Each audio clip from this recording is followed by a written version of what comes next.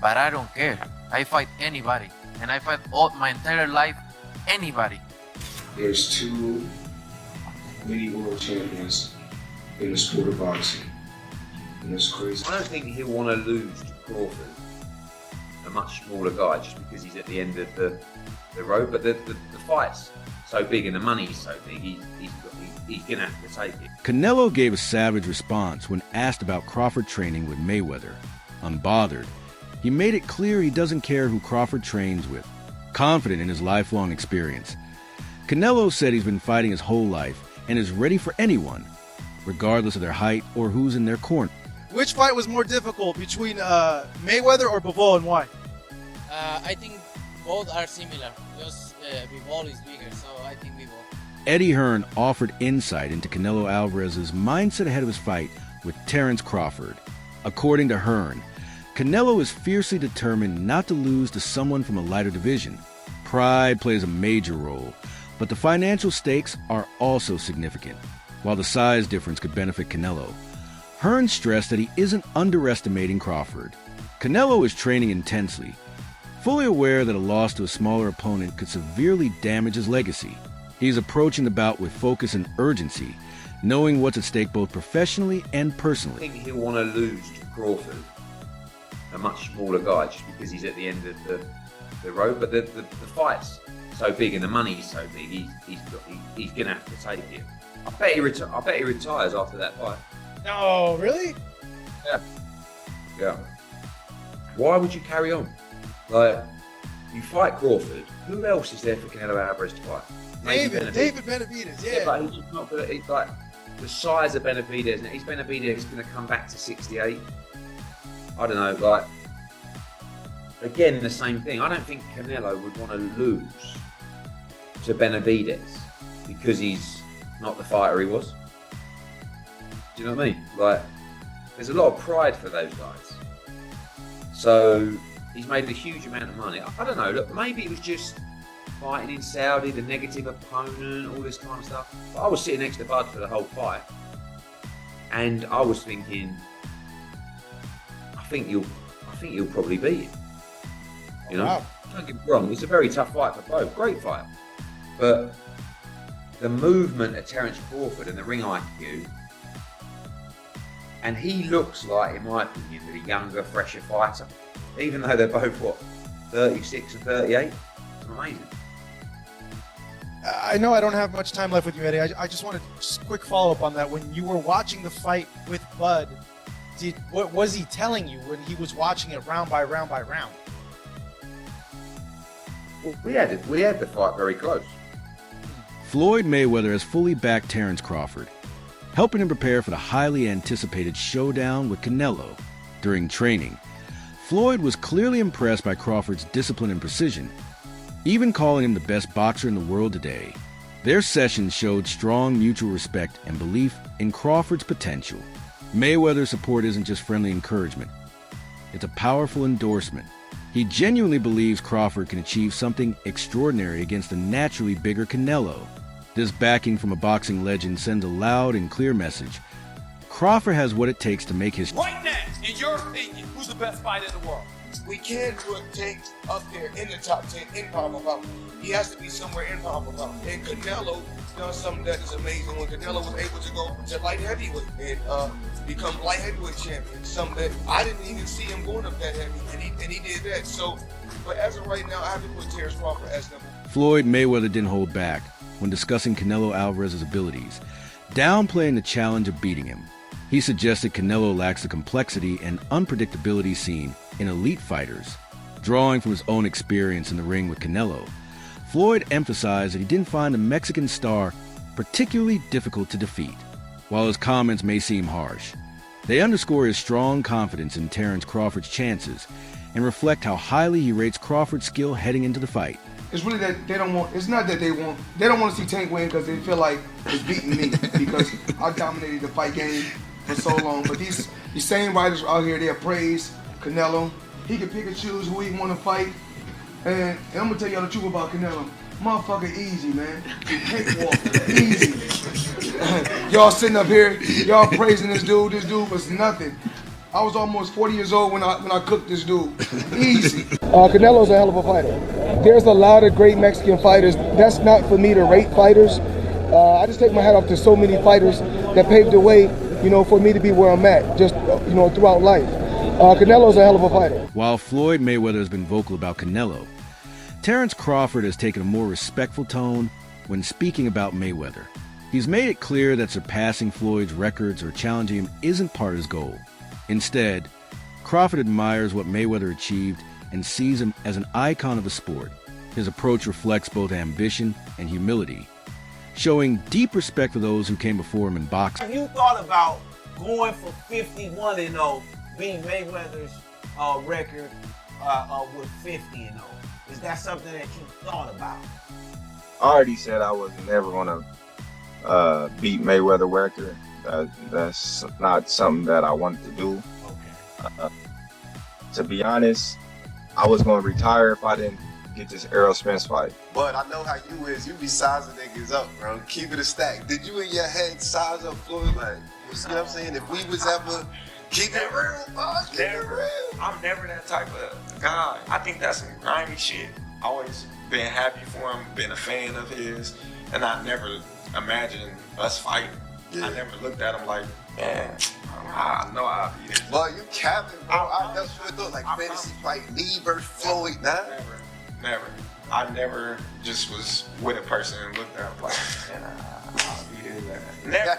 That's some hating type shit to me. Like plotting. Yeah, I ain't never been that type of person ever. Trainer Stephen Edwards shared his thoughts on how Terence Crawford could succeed against Canelo Alvarez. He highlighted Crawford's exceptional boxing IQ and his ability to make smart adjustments in the later rounds as key strengths. While Canelo holds advantages in size and power, Edwards believes Crawford's sharpness and strategic mindset as the fight progresses could tip the scales. He praised Crawford's evolving style, noting that it becomes more effective over time, potentially catching Canelo off guard if the bout goes the full distance. Playing how he adjusts to everything. We can just adjust to anything in the fight. It's a great fight. Do you feel like he's got any advantages early over Canelo? Sure. Better stamina, better conditioning, better feet.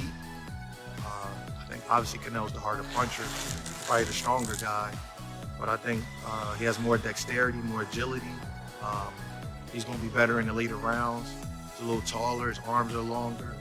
I think he got a lot of advantages. Do you see any point in the fight where Crawford not being able to hurt Canelo just gets walked down? That's been the consensus overall before Canelo's last fight. A lot of people saying that Crawford may be able to do something early, but there's going to be a point where he gets hit, gets hurt. I disagree with that. I think Crawford's going to be the stronger fight in the later rounds. I think the early part of the fight is where he got to be careful at. I think the early part of the fight he could get clipped if he's not careful. But I think the later rounds, I think he functions better in the later rounds than Canelo does. Karan Davis has a great fight versus Yoeli Hernandez on the same card that Caleb fight. That's probably going to be fight of the night. It's going to be a great fight. He retired briefly. Real quick. Chiron did. I remember wishing him That was April Fool's thing. You guys felt he got me on the April Fool's. Chiron, you dirty for that, my boy. Yeah, he got me. Veteran promoter Bob Arum shared mixed feelings about the Canelo versus Crawford matchup. While he admitted the fight would be a major spectacle, he voiced concern over Canelo's recent performances, questioning whether the Mexican star is still fighting for the love of the sport or just for financial gain. Arum pointed out that Canelo hasn't shown the same energy or entertainment value over the past 2 years. In contrast, he sees Crawford entering the ring with something to prove, while Canelo might be showing up more for the payday than the legacy. I just think he's getting a little older, and he's just like, man, I'm not going to chase this guy around the ring like that. The guy's skull fought awful, man. That was a horrible performance. You know what I mean? I know some of it's on Canelo too, but he said he thought he won. Yeah, I mean, what is he supposed to say? I don't ever want to see a guy like that fight again, man. I like boxers, but that was bad. And talk to us about the thin line between running and actual ring generalship. Where do you draw the line as a coach? Ring generalship in boxing is a guy that's trying to apply his offense and score points and win the fight. A guy that's running is just simply trying to run the clock out That's why it's called running. He's running the clock out just so he can get a decision and get a moral victory. He has no interest in scoring points and winning the fight. His only interest is not taking any punishment and not being hit at all. So he's willing to sacrifice all of his offense to win the fight just so he can say he didn't get knocked out. So what Shakur and Devin do, that's not running. That's boxing. You know what I mean? It may not be crowd friendly, but they're boxing. They're landing punches. They're hitting you more than you're hitting them. They're applying point scoring while they're just not taking a lot of punches. But William Skull was doing, he was running around the ring just like waiting for the rounds to end just so he can go 12 rounds and just see, you know.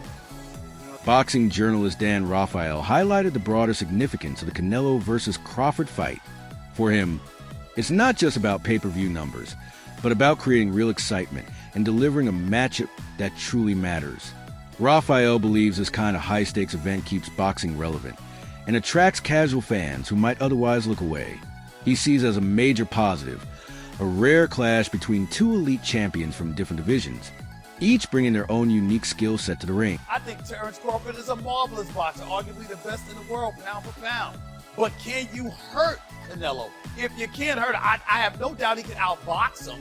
My issue is, if you can't hurt him, what kind of a challenge can you truly pose? What do you say to that? No, that's a great point. I mean, here's the thing. Canelo Alvarez has a historically great chin. Now, I go way back when he first came to the United States and started boxing, and he found himself on an HBO pay-per-view undercard years and years ago, fighting against the older brother of the great Miguel Cotto. His name was Jose Miguel Cotto, and he had gotten a ton of hype. He had signed with Golden Boy Promotions, and a lot of those of us in the media. And I had seen him a couple of times before that. This is my first time seeing him in person, really paying close attention. And he almost got knocked out in the first round. And I remember Stephen A. almost looking around at Media Row going, what the heck is this all like about? This man can't take a shot. He's going to get drilled. He was lucky that the fight was over, that the round was over in round one, or there might have been so much more trouble. Stephen A., that was 16, 17 years ago. I've never seen him wobbled, rocked, physically, visibly hurt since then. He has an all-time great chin going in the ring with tremendous punchers. Terence Crawford coming up 2 weight classes, do any damage. Yeah, he's a slick boxer, and he's also a good puncher in the welterweight division, in the junior welterweight division, in the lightweight division. But even at junior middleweight, which is where Terence Crawford had his most recent fight back in August, when he moved up and he won a world title, he didn't blow the doors off. He fought a very tough, solid opponent named Israel Madrimov. He gave a good fight. It was very close. Madrimov's people seem to think he might have even been able to edge it out. But if you can't hurt an Israel Madrimov at 154, what the heck are you going to do with Canelo Alvarez, the sturdiest guy in the world, at 168? So that aspect of it is certainly a problem. You mentioned about Charlo. Charlo was there to get his check. I know one thing about Terence Crawford. He's not going to just come to turn up to get the check. He'll at least try.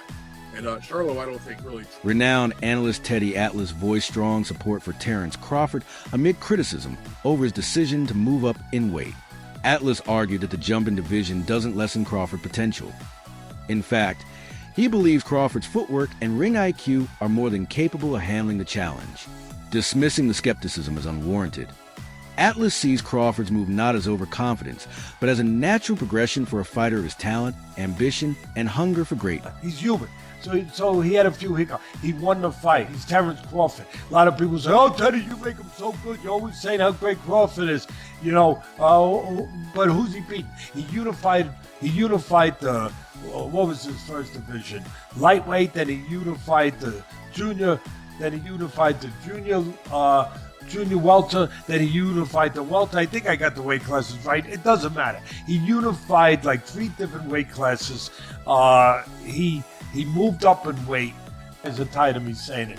I look at him. Look, Canelo's special too. I get it, and he's bigger. I get that too. And everyone's going to say, well, after Madrimov fight again, had a couple of hiccups. Now he's stepping up another weight class. Now he's got to fight Canelo, who's even bigger, stronger, better puncher. A unified champion that he's been. All of that stuff. He's not going to be able to handle it. I asked this question. See, I go to the other side. I say, okay, yeah, can Canelo handle the smaller guy who's going to be faster, who's going to be slicker, who's going to be better defensively, who's going to have better legs, who's going to be able, sometimes Canelo at this point in his career can slow down a little bit. They're both getting older. I get it. Rather than making excuses or playing the underdog, Terence Crawford has approached concerns about size and strength with calm focus. He acknowledges the risks but refuses to dwell on them, seeing this fight as an opportunity to prove his full capabilities. For Crawford, it's not just a test of physical power. It's a mental and technical battle. His goal is to leave no doubt that he can dominate even outside his natural weight class. Floyd Mayweather also weighed in, reflecting on his own bout with Canelo. He reminded fans that he entered that fight as the smaller man, but still controlled the ring with ease. His performance demonstrated that strategy, timing, and defense could neutralize sheer strength. Floyd's victory wasn't about size. It was about mastering distance, reading his opponent, and executing with precision. His story stands as a clear example that ring intelligence, when applied correctly, can overcome physical disadvantages. It's a lesson Crawford seems ready to apply. After Canelo made the weight, it wasn't like it was a certain clause to where he couldn't gain weight. So after he weighed 152 or 152 and a half, I think he came in like 168 or close to 170. And actually I came in at probably like I probably came in at 151 and 152. Gotcha. But Roy Jones is one hell of a fighter. You know, I can't get on here and hate on his skills and knock his skills. He's been through a lot in the sport of boxing, and he's done a lot for the sport of boxing. And I'm absolutely proud of Roy Jones. This is a very mature Floyd Mayweather Yeah. we're talking to 10 years ago. I know. Yeah, that's why I'm quiet. You mean 20 years ago? Yeah, I know what would have been said. I had a different set of questions. Drawing from his own experience, Floyd advised Crawford to focus on planning and execution rather than avoiding the fight. He emphasized that success depends on following a smart, calculated game plan and staying composed under pressure. Speaking as a seasoned fighter, Floyd stressed that beating Canelo isn't about raw power. It's about outthinking him throughout all 12 rounds with strategy and patience. Crawford jumping up from 154 to 168 and beating this quote-unquote version of Canelo Alvarez would diminish the accomplishment that Floyd Mayweather accomplished beating his version of Canelo Alvarez. Is it two different versions of Canelo Alvarez? And obviously, Canelo Alvarez is 62 wins, 2 losses, 2 draws, 39 big wins by way of knockout. He's a first ballot Hall of Famer. He is obviously bigger. When Floyd fought him was at 152 catch weight, but it had no rehydration clause. So you might as well just say it was at 154. Now, two things they have in common is that Floyd Mayweather was 36, 37 years of age. Terence Crawford is 36, 37 years of age, going on 38. So he'll be 38 when he fights Canelo Alvarez. Floyd had already had 2 fights at 154. He had the fight with Miguel Cotto, and he had the fight with Oscar De La Hoya. Crawford's coach, Brian Bulak McIntyre, addressed doubts about Crawford's resume by highlighting the quality of his past opponents. He stressed that many were highly respected before facing Crawford, who dismantled them cleanly and fairly without relying on weight advantages or questionable tactics. Bulak emphasized that Crawford's career is always focused on building a lasting legacy through honest, competitive fights, not shortcuts or easy paydays, showcasing his integrity and skill inside the ring. Canelo Alvarez. It was interesting to see the comments from Canelo on how he sort of assessed Crawford's career. I almost feel after the Spence fight that was like an exclamation point on everything he was done, maybe from critics who never gave him credit. But it almost seems like Canelo was downplaying his achievements. What do you make of that? Is that to build a fight? Because it sells itself. Well, I'm going to tell you like this. I think Crawford was everybody always say, he hasn't fought nobody, or everybody that he fought was no name. But I'm going to tell you like this, what Crawford said. It ain't something until Crawford falls. So obviously he's doing a great job because he's making everybody look normal. Not everyone, like when we go against Canelo, I don't think there's anyone outside boxing who would ask and say, this is a possible task for Crawford, because pound for pound. And apparently, no rehydration clause, am I hearing that right? He wants full smoke at that weight. Oh man, that's what Crawford wants. He wants to show the world that he's the best. So why put stipulations in there when you know that you can be the best? So, let's go test ourselves.